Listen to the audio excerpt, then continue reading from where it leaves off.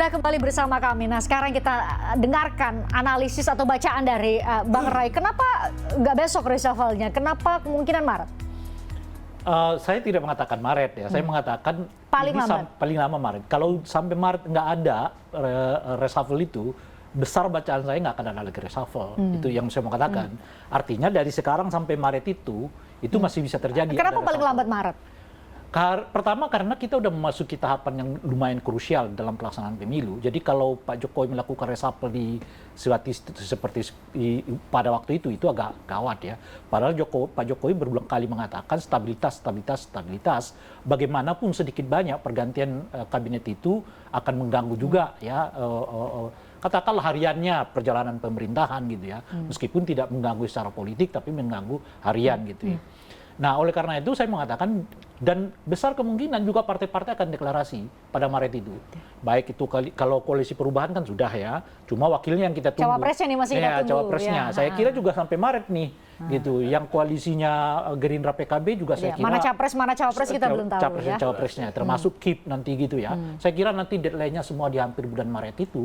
Sebab April ke sana semua orang mulai terfokus kepada soal pelaksanaan pemilu. Dan oleh karena itu agak berat kalau Pak Jokowi melakukan reshuffle dalam suasana yang kayak begitu gitu ya. Nah yang kedua, kalau kita baca juga geliat yang sering kali dilakukan oleh Pak Jokowi, relatif memang antara ungkapan akan melakukan reshuffle dengan tindakan reshuffle itu bisa berbulan-bulan juga. Setidaknya ya saya kira udah 3 kali Pak Jokowi melakukan itu. Hari ini beliau mengatakan, ya misalnya ngancam-ngancam di kabinet, saya nggak takut-takut loh melakukan reshuffle. Bisa 2 bulan, 3 bulan setelah itu memang dilaksanakan reshuffle. Kecuali yang kasuistik ya. Yang kasuistik itu kan seperti tangkap tangan gitu ya. Itu mau tidak mau itu harus cepat dilakukan. Tapi berdasarkan atas keinginan evaluasi sendiri Pak Jokowi, hari ini diungkapkan bisa 2 bulan, 3 bulan. Nah saya baca dari Oktober itu, ya mungkin selesainya kan setengah tahun tuh nanti di Maret itu gitu. Nah yang ketiga, ini bacaan saya, ini masih ada benci tapi rindu gitu loh kira-kira itu. Dari siapa, Pak Jokowi siapa? dengan Nasdem, dengan Pak Surya Paloh. Jadi memang ada kegalauan, ada sedikit kejengkelan. Ya mungkin marah tidak ya, kenapa ini Pak Surya Paloh udah berulang kali dikatakan jangan dulu, tahan dulu, tapi deklarasi sendiri kan jengkel lah saat itu. Tapi kan seiringan waktu ya ada ini ada itu, faktanya kemarin ketemu lagi kan, kira-kira gitu ya, meskipun udah agak lama tuh dari Oktober ke sini kan udah agak lama tuh gitu. Jadi saya kira Pak Jokowi masih memberi ruang di situ, ruang untuk apakah mungkin ini dinegosiasikan, apakah mungkin ini bisa dicari solusi yang tepat. Bentuk titik tengah atau kompromi antara dua titik yang katakanlah berada dalam posisi yang diametral saat ini apa? Yang pasti kan Pak Jokowi nggak minta, kan sampai lo kemarin, jangan lupa ya, ketegangannya sampai kepada Pak SP mengatakan, kalau Pak Jokowi minta supaya kita menghentikan pencalonan itu, kita kan tarik. Tapi Pak Jokowi yang minta, kan itu sesuatu yang nggak mungkin dilakukan oleh Pak Jokowi. Oleh karena itu dugaan saya Pak Jokowi nggak akan meminta itu, nggak akan meminta supaya Nasdem keluar, ya mencabut kembali dukungan terhadap Anies Baswedan, itu nggak mungkin.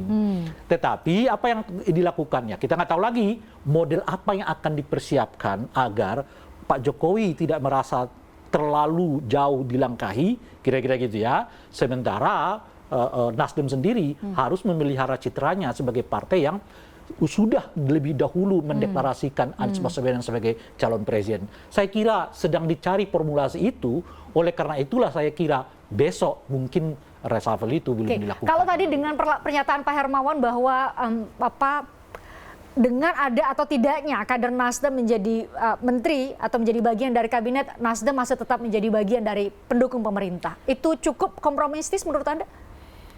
Enggak cukup, karena kompromi itu bagi Nasdem ya jangan dicabut, itu kira-kira ya kan. Dari komprominya itu bukan pencabutan, nggak pencabutan. Kompromi itu di luar yang lain. Jadi kalau kompromi itu artinya bagi Nasdem nggak akan dicabut. Oke lah satu, tapi setidaknya cabut itu artinya diganti menterinya? Ya, nggak akan di reshuffle. Kalau mau satu di reshuffle, oke lah. 2 tetap di kita gitu ya.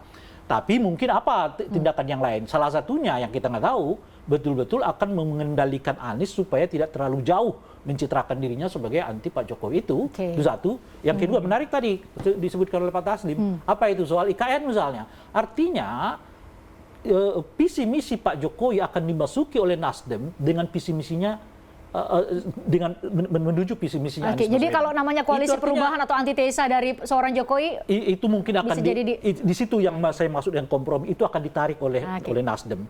Dicitra semua program-program yang sudah dibangun oleh Pak Jokowi tidak akan dikoreksi oleh Anies Baswedan kalau Anies Baswedan sebagai calon presiden 2024 yang akan datang. Misalnya apa? IKN, Omnibus Law, undang-undang KPK, ya, undang-undang Minerba. Ya. Itu kan produk bersama tuh. Ya. Nah sebisa mungkin itu akan ditahan oleh Nasdem untuk tidak tanda kutip ya dibicarakan oleh Anies Baswedan. Dan ingat, Anies adalah calon presiden yang paling banyak mengunjungi Indonesia saat ini dan tidak melakukan kampanye. Tapi itu kunjungan yang kita nggak tahu isi kepalanya dan karena itu saya harus konfirmasi nih saya mengatakan itu berkat Nasdem yang menahan terus Anies tidak mengungkapkan sesuatu. Kita konfirmasi ke Pak Hermawan. Benar demikian seperti bacaan Bang Ray? Jadi begini, pertama kami membawa Anies itu memperkenalkan beliau ke publik. Kita memang tidak minta Anies kampanye karena memang belum masanya kampanye. Ya. Yang berikutnya, saya mau balik lagi ke isu reshuffle. Ya, kita nggak bahas Anies, tapi kita bahas reshuffle. Ray tadi itu kan produk di mana Nasdem bagian tak terpisahkan dari produk undang-undang itu. Ya. Nah, sekali lagi reshuffle kami tegaskan ada tidak adanya reshuffle itu hanya dua yang tahu. Siapa? Presiden dan Tuhan. Tapi seandainya reshuffle itu menyasar Nasdem, itu tidak akan mempengaruhi sikap kami. Sikap kami, komitmen kami terhadap kepemimpinan Pak Jokowi. Oke, saya coba konkretkan. Sikap kami, sikap Nasdem, apakah bisa ditafsirkan bahwa tidak akan ada kritik yang tidak membangun? Ya, selama ini kan menjadi partai pendukung pemerintah bukan berarti tidak mendukung atau tidak memberikan kritik atau masukan kepada presiden. Tapi bagaimana publik menilai bahwa tidak ada sikap yang berubah dari Nasdem walaupun partisipasi politik kami itu kritis dan konstruktif. Jadi banyak sekali hal-hal yang kita sampaikan kepada Presiden secara tertutup. Tadi PDIP mengatakan mereka melakukan evaluasi. Kita juga melakukan evaluasi terhadap kinerja seluruh anggota kabinet versi kita. Oke, disampaikan kepada Presiden? Kami menyampaikannya secara tertutup kepada Presiden. Karena kami diajarkan etika politik tidak boleh menyebut nama orang. Jadi tidak seperti partai-partai yang melabeli oposisi atau partai pengembang gitu ya? Masing-masing punya cara sendiri, tapi kami menyampaikannya secara berkala dan secara tertutup.